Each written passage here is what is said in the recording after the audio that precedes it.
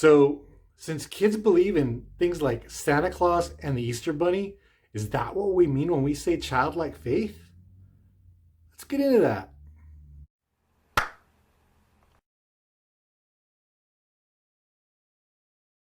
There's an old joke about a Sunday school student who said, faith is believing something even though you know in your heart it can't be true.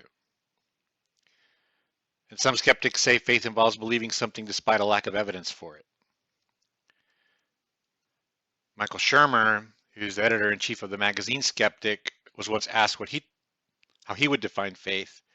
And he said it's believing something when there's no evidence for it. Because if there were evidence for it, it wouldn't be faith.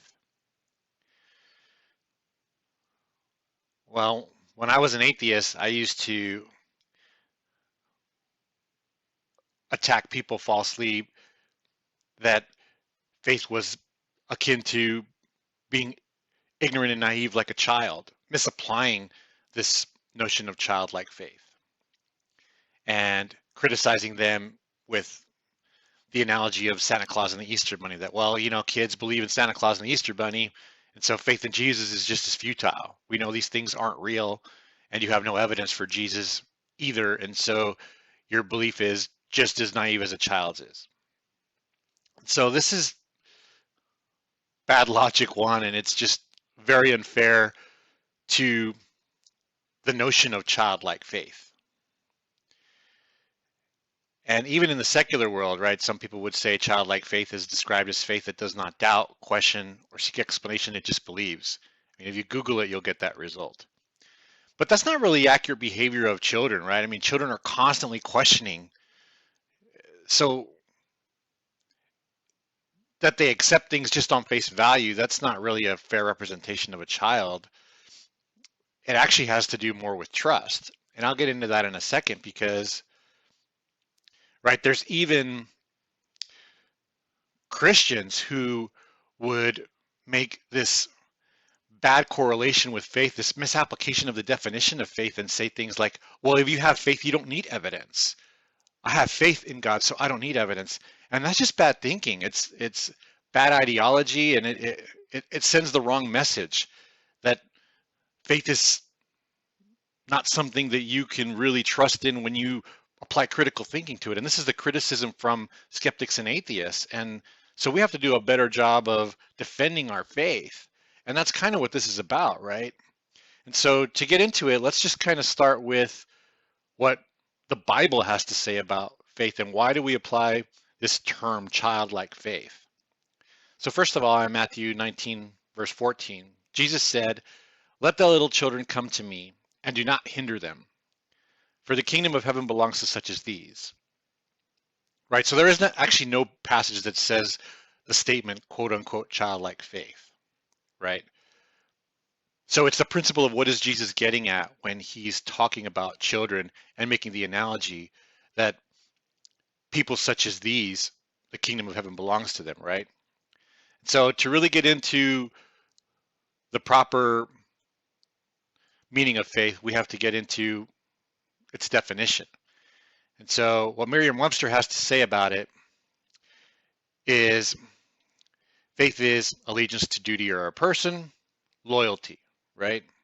Fidelity to one's promises, sincerity of intentions, belief and trust in and loyalty to God, belief in the traditional doctrines of a religion. Now this next one right here is, I think, where some of the attacks against faith come, and it's misplaced, I believe.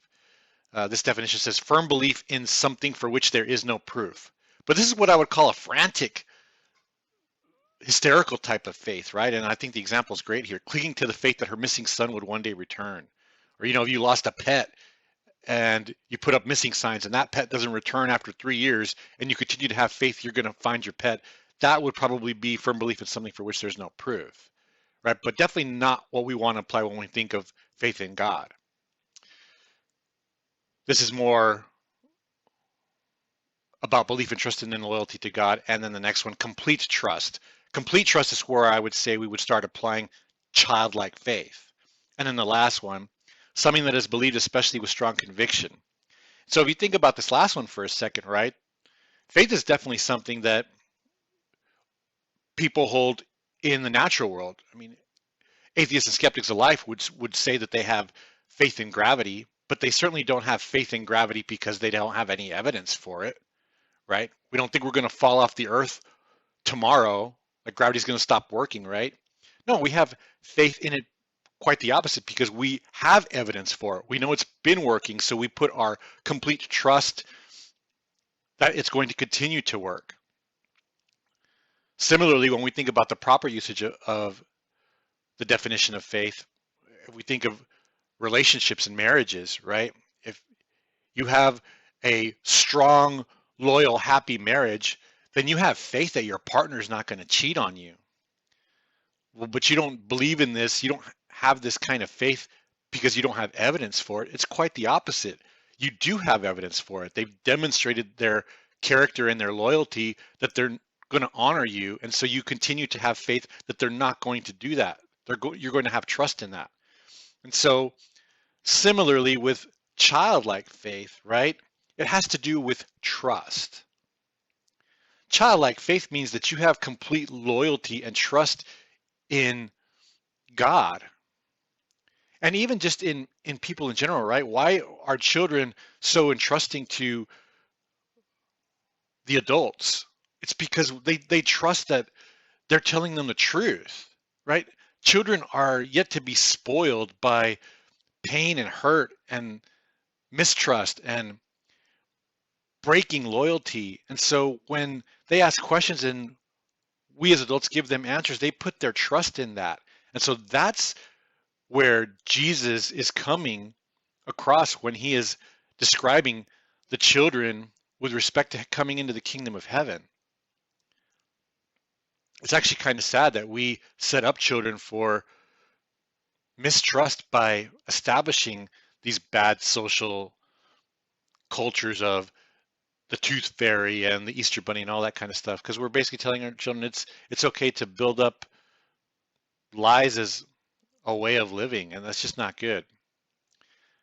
But anyway, right? So childlike faith, it has nothing to do with the naivety of a child. It has to do with the trust and the loyalty that comes with the innocence of being a child.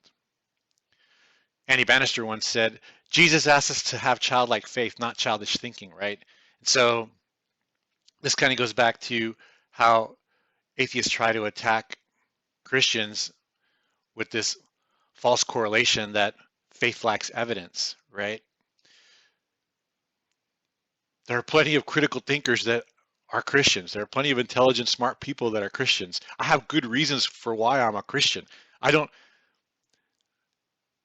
believe in God despite all logic and reason. I mean, that's just silly and nonsense. Most people that believe in God have good reasons for their faith. They have evidence for their faith. They have real personal accounts that solidify their faith. And so this is just a bad notion that faith is something that you discard when you apply critical thinking. So we just have to trust in God, that he's got our back, that his grace is sufficient. Matthew 18, Jesus said, I tell you the truth, unless you turn from your sins and become like little children, you will never get into the kingdom of heaven. So having childlike faith is something that we should aspire to. And it's absolutely something that we should defend when there's any attempt to try to mock our faith in this way. So be confident and bold and fully trusting in God, my fellow brothers and sisters. Let us come to Christ in this way. That's all for this episode. God bless you.